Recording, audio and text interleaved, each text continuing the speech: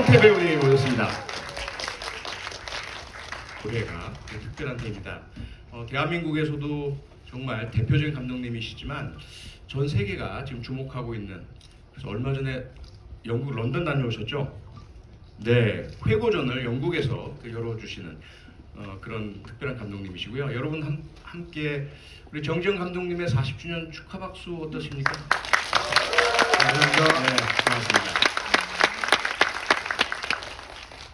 간단하게 감독님 그래도 네, 예, 관객들께 자기소개 좀 부탁드리겠습니다. 제가 조정훈 선생님께서 영화 재미있게 보셨습니까? 그러니까 대답이 네. 그래서 재미있게 보셨습니까? 네. 그 정도는 나와야죠. 감사합니다. 고맙습니다. 네, 그리고 우리 그 설경구 배우님은 저희 세대는 그 공공의 적의 강철중, 그 강력한 그 카리스마에서부터 냉철한 살인자의 기억법까지 어떻게 한 사람이 저렇게 다양한 얼굴을 표현해낼 수 있을까 감탄을 하게 되는 배우인데요. 대한민국의 대표적 배우 설경구 배우님 다시 한번 소개해드리겠습니다. 네, 반갑습니다. 혹시 간단한 인사 한번 부탁드리겠습니다. 오늘 개봉 첫날인데 이렇게 찾아주셔서 감사드립니다. 천천히 얘기해 가 보도록 하시죠. 네, 고맙습니다. 예, 그리고 허성태 배우님, 좀 이따 다시 제가 그 질문을 드리긴 하겠지만 어쩌면 지금 전 세계에서 가장 유명한 악당 여기 아니실까 싶습니다. 허성태 배우님 큰 박수 맞아주세요. 간단한 인사 한번 부탁드릴게요. 예, 박정규 역할을 맡은 허성태입니다. 예, 그러면 우선 여러분들께서 직접 질문을 하실 시간 이따 드릴 테고요. 그 전에 제가 몇 가지 이 사회자 모더레이터로서의 특권으로서 제가 준비한 질문을 좀 드리도록 하겠습니다. 제 소개도 해드려야죠. 오늘 사회자 맡은 프로파일러이자 배우 지망생 표창원입니다. 사실 저도 몇 편 출연했었습니다. 탐정 리턴즈에서 카메오로 잠깐 나왔었고요. 기억 못하실 텐데. 네, 정지영 감독님께 먼저 질문 드리겠습니다. 우선 정지영 감독님 하면 물론 언론에도 그렇게 기사가 주로 나오고요. 사회 고발 영화를 주로 만드시는 대표적인 감독님이시다. 몇 영화만 언급해드려도 하얀 전쟁, 그리고 부러진 화살, 남영동 1985, 그리고 이번 소년들까지 사실 이 모든 영화들이 현실 사실을 바탕으로 해서 우리 사회 권력이라든지 혹은 사법 또는 사회 주류와 강자들의 어떤 어두운 면, 더러운 치부 이런 것들을 밝혀내고 고발하시는 그런 영화들인데요. 감독님이 이런 영화에 특별히 이렇게 몰두하신다 그럴까요? 계속해서 만드시는 특별한 이유가 혹시 있으실까요? 그래. 거의 강 건너 불보듯하고 지나가거든요. 네. 근데 그걸 자세히 잘 들여다보면 우리가 살고 있는 사회를 알게 돼요. 우리가 지금 어떻게 살고 있으며 그럼 어떻게 살아갈 것이지? 이런 것을 발견하게 되잖아요. 네. 그래서 이 사람들이 별로 좋아하지 않을 것 같은데 그나마 찾아서 그거를 좀 재밌게 찾게 만드는 거죠. 관객들이 예. 관객이 재밌게 만들어서 관객들과 같이 우리 이런 사회에 살고 있어, 우리 알자, 이런 생각이 들어요. 네.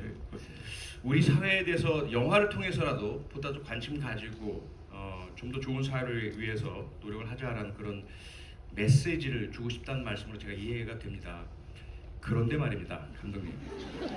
사실 개인적으로 저는요, 사실 정말 깜짝 놀랐던 게 제가 처음 접했던 정지영 감독님은요, 어떤 영화냐면 안개는 여자처럼 속삭인다, 위기의 여자, 산산이 부서진 이름이요, 블랙잭.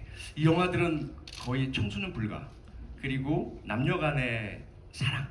예, 제가 너무나 좋아했고, 왜냐면 그때가 제 청년기였으니까요. 청년기 이성과 연애, 사랑 여기에 관심이 클 때 정지영 감독님이 대표적인 그런 영화를 주셨거든요. 너무나 어찌 보면 상반되는 그 영화 어떤 세상이라고 할까요? 정지영 감독님의 영화 세계는 어떤 겁니까? 근데 여기 젊은이들은 잘 모를 텐데요. 90년대 이전, 그러니까 87년 이전에는 네. 그런 영화밖에 만들 수가 없었어요. 아 현실적으로. 예, 예. 검열에 다 걸립니다. 아 사회 문제를 좀 건드린다? 네. 무조건 검열에 걸려요. 예. 그 시대를 살아온 영화인들이 이제 지금 많이 활동을 못 하고 있죠. 네. 그래서 저는 그 시대부터 지금까지 그리고 그 얘기를 하면은 그리고 요즘 감독들은 참 행복한 시대에 살고 있는 겁니다. 그때는 우리 스스로 검열을 했어요. 네. 아 이거 이렇게 찍으면 잘리지 이거 이렇게 80년대는 그렇게 살아왔습니다. 네. 그러니까 제가 기억하는 게 그 당시 1985년에 제가 대학을 들어갔었거든요. 그때 그 당시에 나왔던 영화 중에 뭐 영자의 전성시대 이런 영화가 있었는데 우리들끼리 무슨 얘기를 했냐면 사실 감독은 순자의 전성시대라는 영화를 만들고 싶었다. 근데 그거 만들면 잡혀 들어가니까 그 당시에 대통령 부인 이름이 이순자였거든요. 그게 농담인지 사실인지 모르겠지만 그렇게 이야기할 정도로 감독님들이 만들고 싶은 영화를 만들지 못했던 시대다 그런 말씀이시지 않습니까? 네.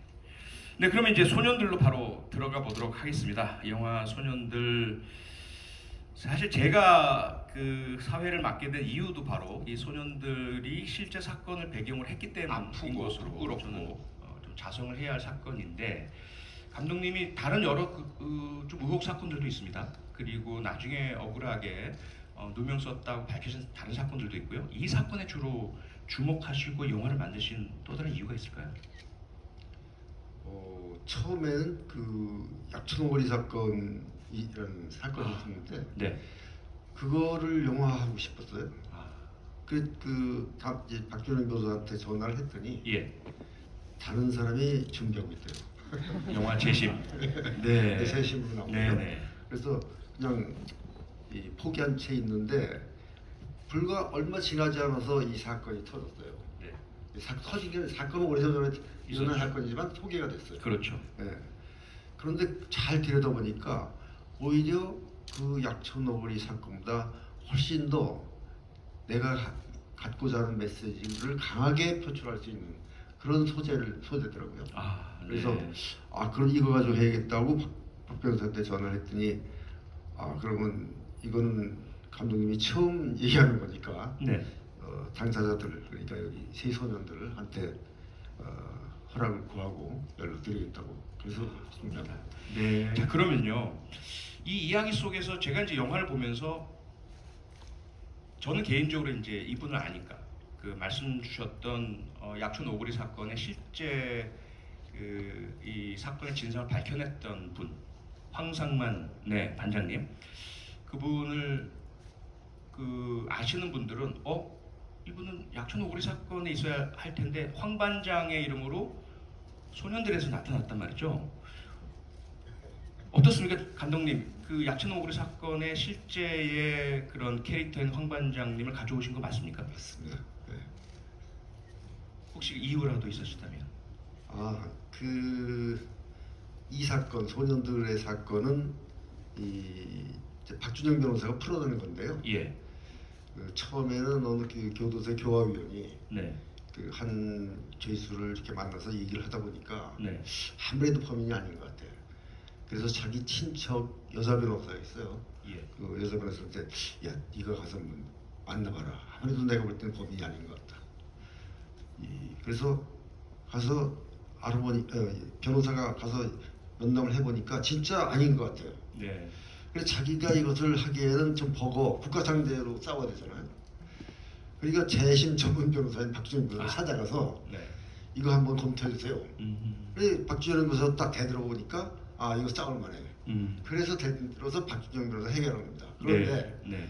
박준영 변호사를 여기는 안 나와요, 그죠? 네. 여성 변호사가 여성 변호사가 나오고. 예. 그 이유는 박준영 변호사는 재심이라는 영화의 주인공을 했습니다. 그렇죠.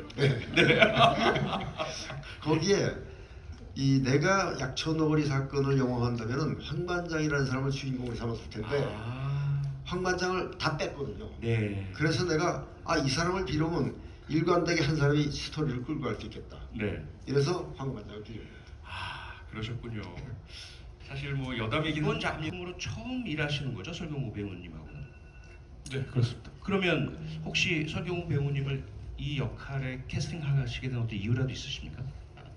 그 약천오리 사건 내용을 들여다보면요, 그 황상만 반장이라는 사람이 옛날 강철중 생각나요. 물론 네. 강철중도 그렇게 폭력적이지 않아. 네. 근데 맞습니다. 강철중이 나중에 반장까지 올라갔으면 예. 노하우도 쌓이고 이제 덜 폭력적이면서 머리로 해결하는, 그렇지만 저돌적인 네네. 그런 사람일 것 같다는 생각이 들었어요. 네. 그래 얼핏 그 강철중을 떠올렸고 네. 설경구 배우를 떠올렸고, 그런데 17년 후가 있잖아요. 예, 그렇죠. 17년 후의 모습, 그 17년이 지난 그 변한 모습을 가장 잘 표현해낼 수 있는 배우가 누가 있을까? 제 생각에는 네. 설경구 배우가 가장 그걸 리얼하게 표현할 수 있을 것 같다. 이런 생각을 했습니다. 네. 그럼 여기서 바로 설경구 배우님께 직접 확인 질문 드려야 될 것 같습니다. 지금 감독님 말씀 들으니까 사실 제가 오해하지 않았구나라는 생각이 드는데, 사실 제가 영화를 보면서 뭘 느꼈냐면 1999년에 황 반장에게서는 강철중의 모습이 보이고요. 그렇게까지 막 강하게 나가진 않았죠. 미친 개라는 그 어떤 별명 속에서. 2016년에 황 반장에게서는 힘이 많이 빠진, 조금은 다를지 모르겠지만 살인자의 기억법에 나오는 김병수의 그 어떤 치매에 걸리고 힘 빠졌는데도 살아있는 날카로운 눈빛, 이런 것들, 혹시 그 두 역할을 하실 때의 그 느낌과 감정을 가져오셨나요? 아니면 완전히 새로운 캐릭터를 만드신 건가요? 감독님이 처음에 강철중 같은 캐릭터를 한번 또 해야지라고 하셨을 때 그런 건 줄 알았는데, 강철중보다는 황 반장이 많이 도덕적이고 더 두뇌가 있고, 강철중은 사고뭉치죠.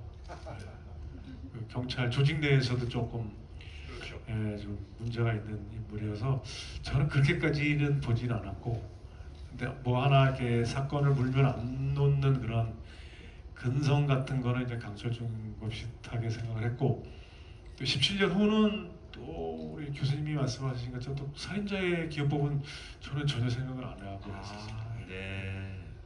그럼 그냥 힘이 쭉 빠진 예, 변화된 일단 상태의 강철중. 기름기 쫙 빠지고 예. 피폐해져 있는 몸과 마음도 다 다치고 네.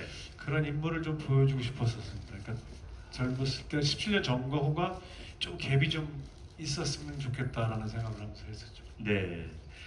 그럼 그런 어떤 뭐 차이와 갭이 있긴 있지만요. 어쨌든 황 반장이란 존재가 이 영화에서 가지는 비중이 엄청 크지 않습니까? 그리고 어떤 것을 보여주시느냐에 따라서 실제 사건이 어떻게 인식되느냐도 걸려 있고요. 그 다음에 여기에 걸려 있는 경찰이나 검찰이나 또 피해자분들이나 이분들에 대한 인식도 달라질 텐데, 이 역할, 황 반장 역할을 하시면서 혹시 마음속에 계속 가지고 계셨던 어떤 생각이나 어떤 뭐 신념, 이런 것이 혹시 있으실까요? 신념까지는 없었습니다. 이 황 반장을 가져온 데는 이제 이유가 있을 거라 생각하고, 그 저를 통해서 이 사건을 좀 객관적으로 떨어져서 봤으면 싶었고, 네. 또 저로 인해서 저는 이제 모든 관계자들을 만나고 다니거든요. 그러면서 뭐 피해자도 만나고 가해자들도 만나고 다 만나면서 좀 저로 인해서 특히 17년 전 같은 경우는 좀 더 역동적이었으면 싶었고, 저를 계속 따라가줬으면 하는 마음으로 했습니다. 그래서 네. 이 사건과 저를 통해서 이 소년들을 바라보게 그렇게 보면 좋겠다라는 생각을 했었습니다. 그래서 저는 원래 실제 있었던 인물이 아니고 약천오거리에서 황상만 반장님 캐릭터를 좀 그대로 가져온 건 아니고 그 일정 부분을 가져와서 여기 세팅을 한 건데, 예. 저를 통해서 소년들이 좀 더 잘 보였으면 하는 마음이었습니다. 이 사건도 좀 더 잘 들여다봐 줬으면 하는 마음으로 했습니다. 네. 이 영화의 바탕이 된 그것이 사건에 알고 대해 싶다를 통해서 보긴 봤고 그래서 이 사건을 잘 안다고 생각을 했었습니다. 근데 네. 촬영을 하면서는 이거는 아는 게 아니었구나. 그냥 어렴풋이 그런 사건이 있었지라는 걸 갖고 제가 안다고 착각을 했구나라고 생각을 했었고 네. 오히려 저도 촬영을 하면서 이 사건에 더 깊숙이 알게 됐고 또 한 저번 주인가 전주시사회를 가서 실제 그 피해자들도 보고 그 황상맘 그 반장님도 만나고 네. 또 그 외에 그 화성 연쇄살인 사건 8차 사건 누명 쓰신 윤성현 씨. 윤성현 네. 그분도 보고 그 부산 낙동강 살인 사건 네. 그 회장님이랑 그 두 분도 만나 뵙고 나서 제가 더 잔상이 더 커져가지고 예. 이 영화는 좀 특이하게 촬영 전과 전에 제가 알고 있었던 사건 또 하면서 또 알게 되고 또 끝나고 나서 다른 사건과 다 겹쳐지면서 굉장히 좀 머리가 막 쭈뼛쭈뼛 섰던 그런 기억이 납니다. 예. 네. 지금도 뭐 그 얘기를 하면 좀 소름 돋기시는데 예. 제가 그동안 죄를 너무 많이 지었던 것 같습니다. 전혀 몰랐고요. 그러니까 지금 네. 저는 그런 의도 전혀 없었고요. 의도 없으셨다고요? 네. 저희를 놀리실 의도 전혀 없으셨다고요? 아니요, 전혀 없었습니다. 근데 사실 맨 마지막에 그 감찰실에서 조사받고 나오실 때 그때까지도 사실은 나오시면서 뭔가 그렇죠? 근데 마지막 장면에 뭐라고 했죠? 꺾이면 안 돼. 네. 예. 하던 대로 해. 뭐 이런 식으로 응원. 착한 응원을 해주셨잖아요. 도대체 어떤 작품을 어떻게 보신 거예요? 죄송합니다. 제가 되게 제 이미지를 고착화시켰던 것 같습니다. 예. 그래서 그럼 연결해서 질문 드릴게요. 뭐 아시면서 뭐 그러십니까? 사실은 오징어 게임의 장덕수 그 캐릭터는 지금도 어떤 분의 꿈에 나올걸요. 근데 제가 가장 놀랐던 건 오늘 처음 딱 뵀거든요. 주차장에서 우연히 같은 시간에 딱 차를 내렸는데 스크린이나 그 TV 화면에서 보던 허성태 배우님은 체격도 크시고요. 뭔가 좀 이렇게 조폭 같은.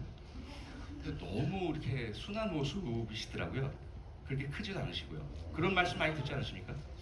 이제 소년들은 저희 이제 오징어 게임 때 함께 같이 촬영을 했던 작품이고요. 그때 네. 17kg 정도 증량을 했었거든요.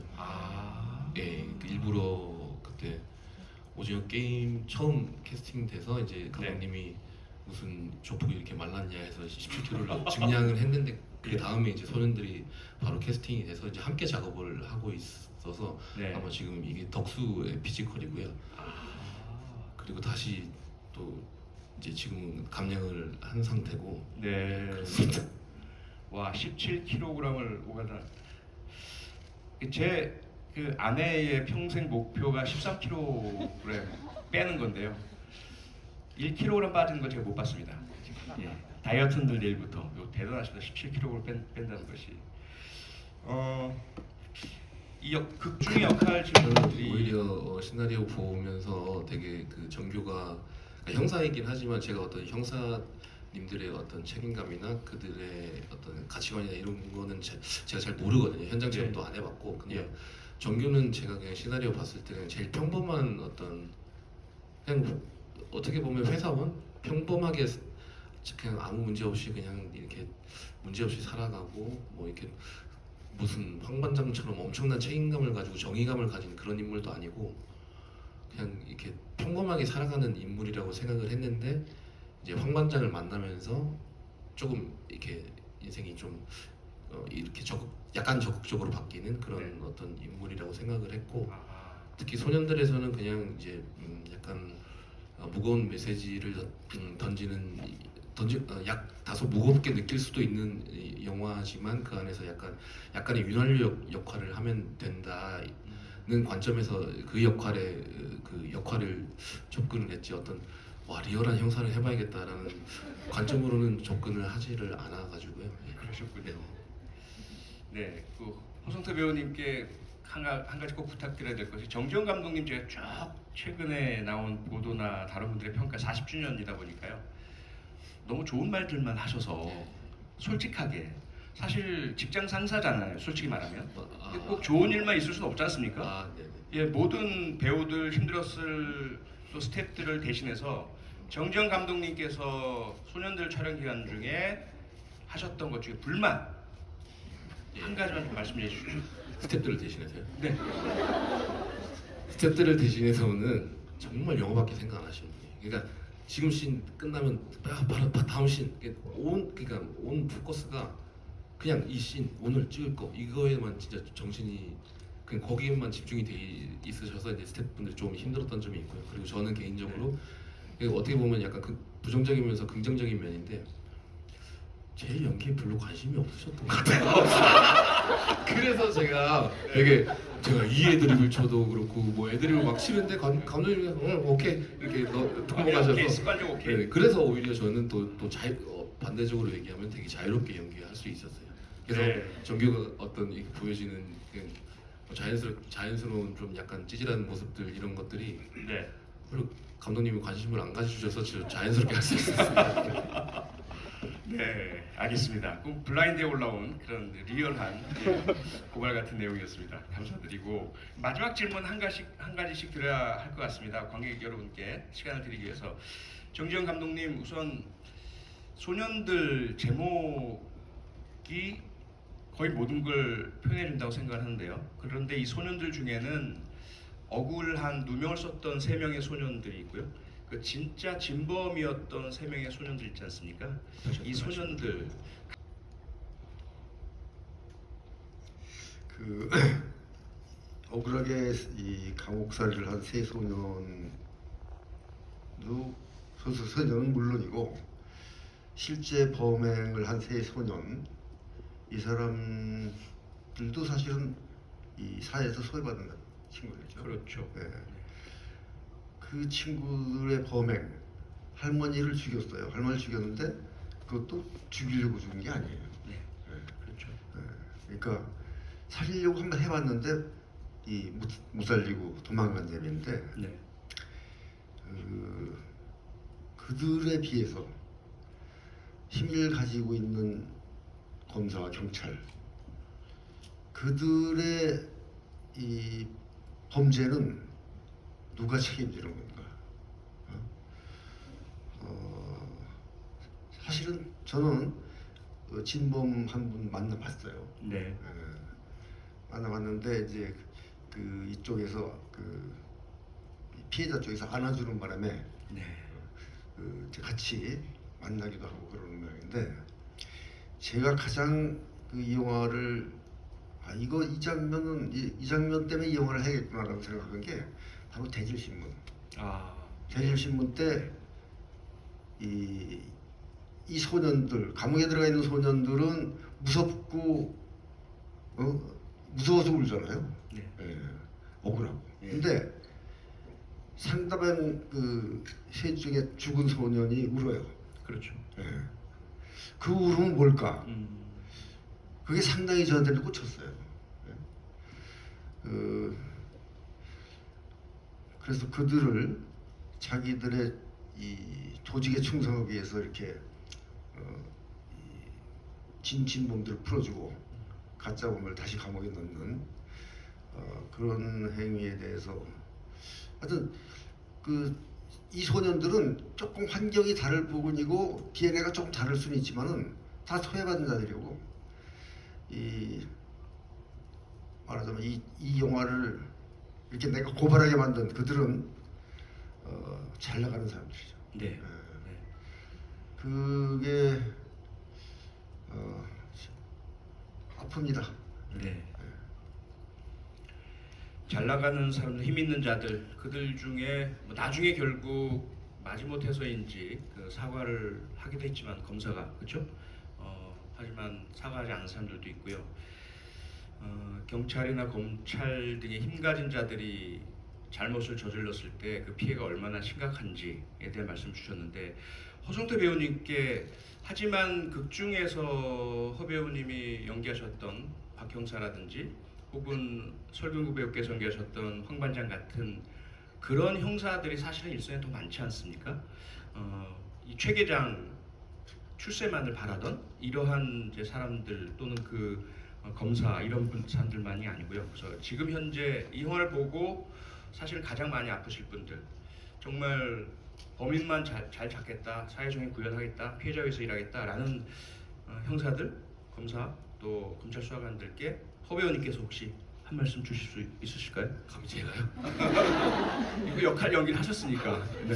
저는 그렇게 막 황 반장님이 하셔야 될 것 같아요. 제가 뭐 진짜 어려운 상황에서도 그런 정의감과 책임감을 가지신 올바른 가치관을 가진 분들이 계셔야 이 사회의 정의가 올바로 선다고 생각합니다. 어려운 상황에서도 꿋꿋이 지켜주시기 바랍니다. 제가 이 얘기를 해도 되나요?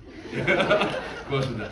설경구 배우께는 아무래도 뭐 그 주연이시고 가장 막중한 그 역할을 수행하셨고 지금도 영화에 가장 많은 그런 그 공감을 하고 계시리라 믿기 때문에 지금 여기 계신 분들 영화를 다 보신 분들이지 않습니까? 그런데 아직까지 안 보신 분들도 계시고 이거 볼까 말까 혹은 극장에서 봐야 할까 나중에 텔레비전으로 오면 볼까 이러신 분들을 위해서 왜 이 영화를 봐야 하는지 좀 한 말씀 부탁드리겠습니다.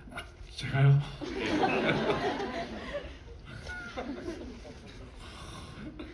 허성태 씨가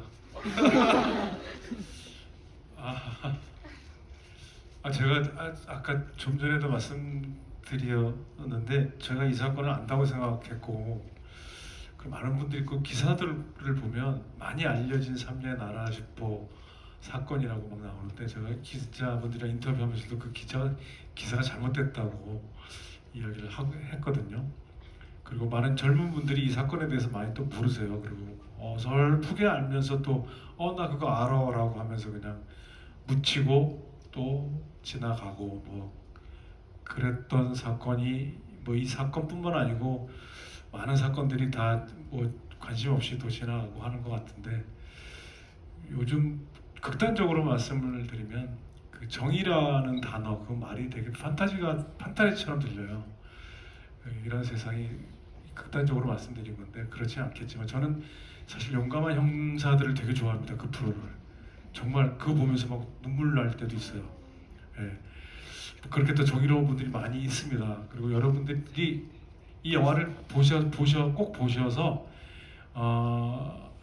그냥 지나가지 않고 묻히지 않게 많은 분들이 또 이 삼례 나라 슈퍼 사건 소년들뿐만 아니고 이 영화를 보게 되면 또 다른 비슷한 류의 영화들도 그 사건들도 찾아보게 되고 또 이전과는 또 이게 찾아보게 되면 또 이전과는 또 다른 마음이 또 생길 거라고 생각합니다. 그러면서 주위 분들한테 서로 또 이런 이야기를 하고 하면은 영화가 세상을 바꾸지는 않지만은 그래도 조금 나아지게는 하는 역할을 하지 않나. 그래서 이 영화를 집에서 TV로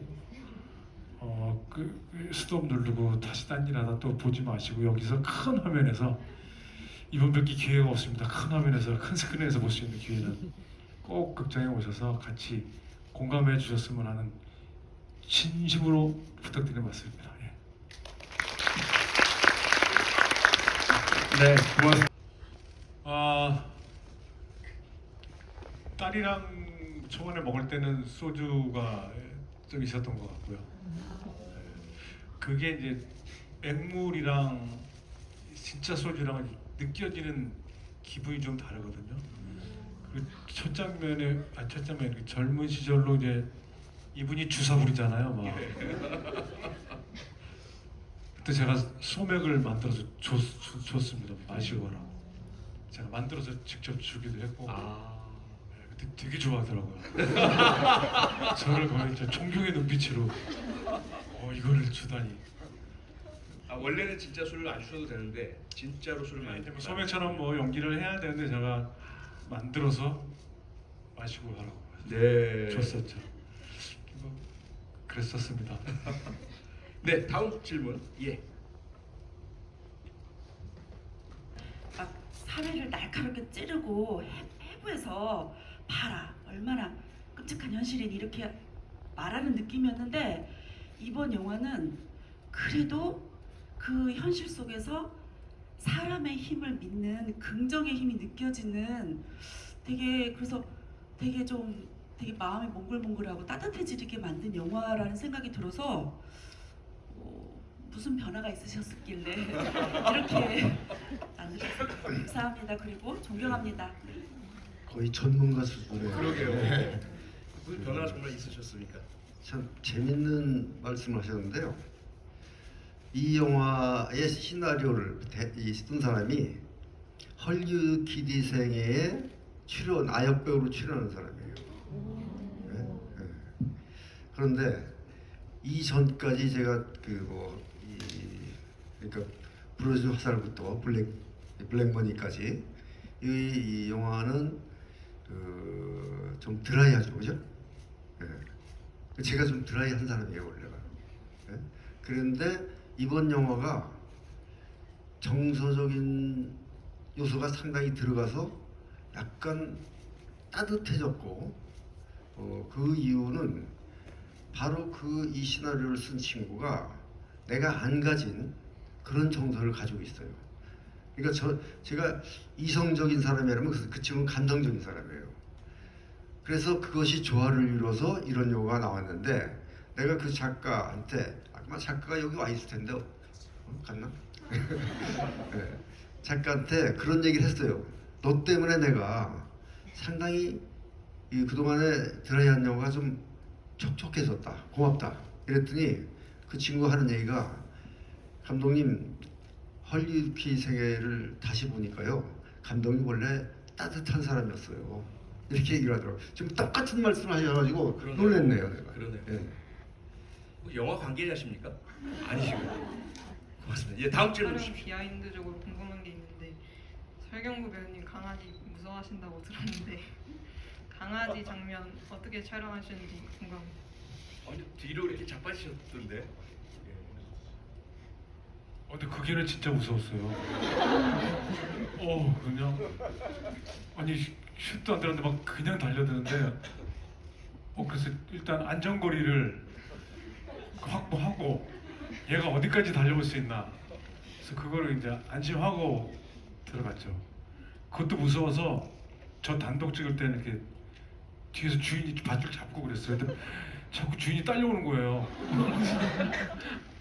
네, 근데 진짜 걔 무서웠어요. 그 개는. 좀 무섭더라고요. 네, 저 뒤에 남자분. 오셔서 표창원 프로파일러님께 질문을 먼저 드리고 싶습니다. 그 소년들은 그 아까 뭐 울들은 살인자가 아니다 할 때 마음이 좀 뭉클했는데요.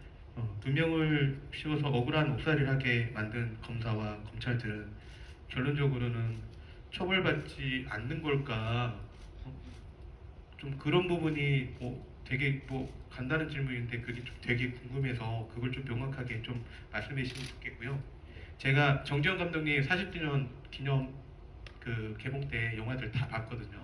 그래서 오늘 보면서 그때 나온 그 배우님들 두 분이 좀 눈에 띄었는데요. 남영동의 그 고문을 많이 받으신 분하고 그다음에 블랙머니에서 그 검사로 나오신 분들 있는데, 좀 오늘 영화에서는 그때는 좀 뭐랄까 어그로고 좀 많이 힘든 그런 약자의 모습으로 많이 나왔는데, 오늘 영화에서는 좀 특이하게 그게 반대 역할로 나와서 되게 너무 좋았고요. 그래서 또 그게 감독님이 되게 오랫동안 너무 이렇게 하셔서 영화에는 좀 더 돋보이게, 아니면 그 부분들을 다시 반대적으로 그 배우님한테 좀 배려하는 부분이 아닐까라는 생각이 조금 좀 눈에 띄었어요.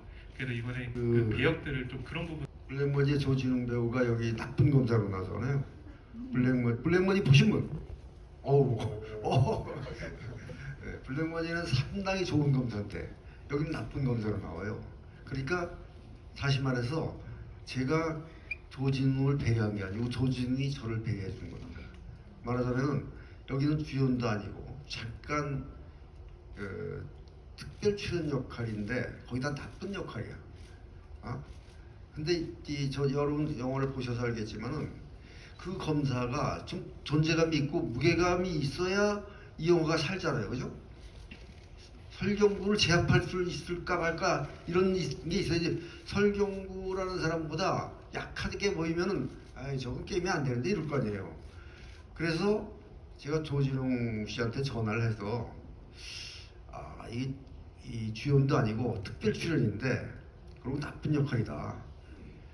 근데 네가 좀 해줬으면 좋겠다. 그랬더니 아, 제가 감독님한테 해달라면 해줘야죠. 이래서 저를 배려해 준 거고요. 박원상이도 마찬가지로 그 뭐 잠깐 판사 역할이잖아요.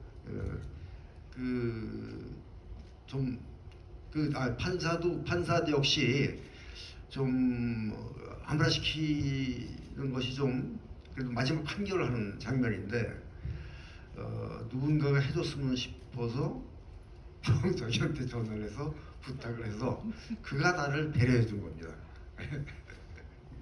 예, 첫 질문에 대한 답을 좀 드리자면, 네, 뭐 결론은 처벌할 수 없죠. 왜냐하면 우리 법에 공소시효라는 제도가 있다 보니까요. 그리고 그들의 잘못, 과거에 고문이나 허위 자백을 이끌어내고 엉뚱한 사람에게 누명을 씌우는 잘못된 수사를 한 권력남용, 독직폭행 이런 범죄들이 밝혀지는 때는 이제까지는 다 공소시효가 지난 이후였습니다.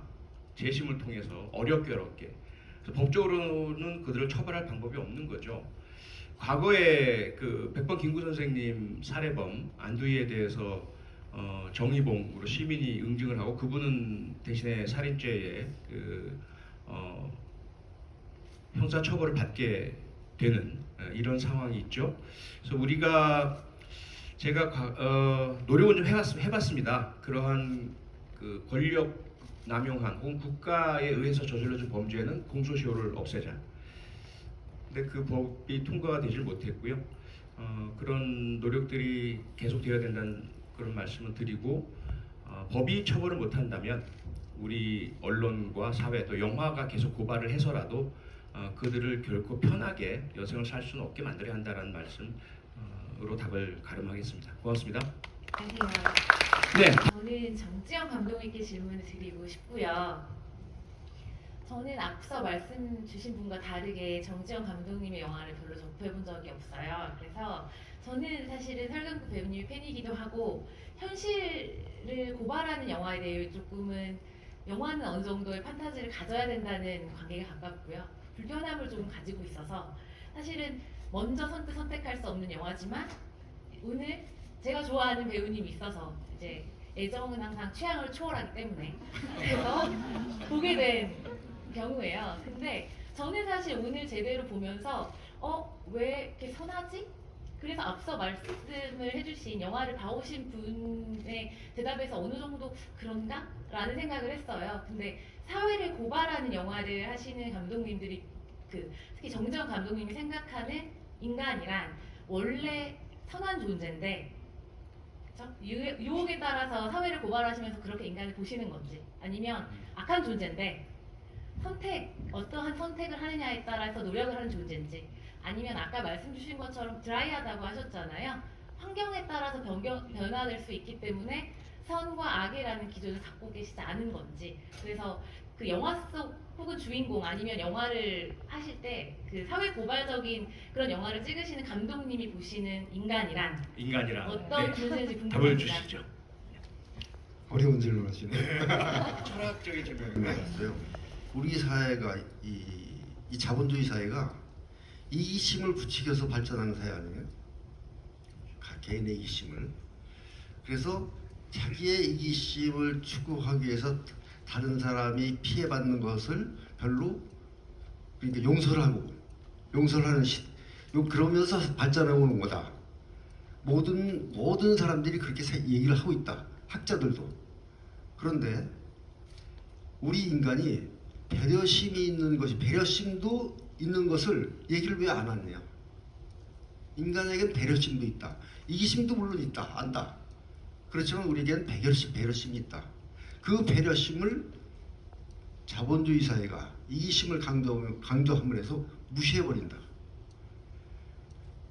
그래서 우리는 실제로 이 배려심을 우리 가지고 있다는 것을 공유하기만 하면은 좀 더 나은 사회가 돼요. 근데 아시다시피 신자유주의 시대로 가면서 점점 마치 이기심이 경쟁만이 유일한 덕목처럼, 그래서 남을 짓밟아도 별로 죄의식이 없지 하는 그런 사회가 돼버린 거죠 지금. 그래서 이런 사건도 나는 그래서 일어나는 거로 가요. 왜? 이 소년들 쟤들은 우리보다 뒤떨어지는 못난 애들이야. 쟤들 원래 잠재 범죄자들이야. 쟤들은 이렇게 은근히 생각하고 있어. 나는 솔직히 말씀드리면은 이 소년들에는 그런 시선들이 깔려 있어요. 사회가 여러분들이 그들에게 무관심하지 않았나, 무시하지 않았나. 그 영화에 보면 태권도 도장에서 얘가 돈을 훔쳤는데 당연한 것으로 해서 자기 아들이 돈을 훔친 걸 파출소 가서 해결하려고 그러잖아요. 싸움 나서. 그래 이런 아이들은 당연히 범죄자일 거야 라는 인식, 그런 게 나는 바로 그런 신자유적 질서, 그런 이념이 만들어준 게 아닌가라는 생각을 합니다. 네. 자, 5분 남았다는 사인이 들어왔습니다. 아직까지 허성태 배우님께 질문이 하나도 없습니다. 그래서 이번 질문은 허성태 배우님께 질문하실 분. 네. 앞에 계십니다. 어떠셨는지. 예, 이때다 싶었고요. 드디어 보여줄 수 있겠다. 근데 이제 사실 영화에서는 처음인데 이제 드라마에서는 간간히 정말 뭐 진짜 가물에 콩나듯 뭐 조금씩 하기는 했거든요. 그래서 그랬고 이제 영화에서 드디어 이런 기회를 갖게 되는구나. 특히나 그리고 우리 꾸꾸 형님하고 또 연기를 진짜 지금 아니면 할 수 없겠다라는 생각도 되게 컸고, 그래서 또 정지영 감독님과 두 번째 작품을 한다는 거는 개인적으로 배우 인생에서 진짜 큰 영광이라고 생각을 해서 저는 너무나 행복했습니다. 근데 이분은 저도 이번에 처음 같이 하는데 원래 이 소년들의 이 역할이 이분이랑 맞아요. 성격이. 저도 되게 셀 줄 알았는데 되게 수줍은 부분도 많고, 악역을 해서 뭐 누굴 두드러 패고 하는 그런 씬 찍으면 뒤에 가서 울어요. 마음 아파서 자기가. 진짜로 이번에 허성태라는 사람을 알았는데 되게 여린 사람이에요. 이렇게 부리부리하지 않고. 설경구 씨가 이런 말을 하니까 내가 보탤 말이 있어요.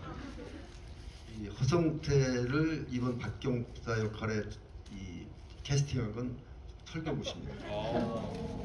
저는 블랙머니 했잖아요, 그죠? 한 번 했어요. 좋은 배우라는 걸 알지만은 한국에 연기 잘하는 배우들이 너무 많아서 다른 사람 없나 하고 찾고 있었는데 설경구 씨가 이 블랙머니에서 참 잘하던데 왜 쓰시죠? 이 말을 듣고 파트너를 찾는 거 아닙니까, 그죠? 본인의 파트너를 찾는데 본인이 선택하는데 내가 당연히 오케이 해야죠. 네. 그래서 캐스팅된 겁니다. 꾸꾸 최고. 네. 이렇게 해서 무척 아쉽지만 오늘 그 집이 여러분과 마치면서 이 영화를 재밌게 보신 분은 주위에 반드시 권고를 해서 안 보면 후회한다. 빨리 가서 봐라. 보내주시기 바랍니다. 네, 고맙습니다. 많은 분들이 이 영화 보시고 서로 이야기를 많이 나눴으면 좋겠습니다. 저는 GV를 하면은 꼭 이 시간이 조마조마하는데 조심히 들어가십시오. 감사합니다. 허 배우님. 예, 꾸꾸 화이팅. 네, 그러면 여기서 오늘 시간 다 마치도록 하겠습니다. 함께해 주신 여러분 너무나 감사하고요. 여러분 주변에 소녀들 꼭 전파 많이 해주시기 바랍니다. 고맙습니다.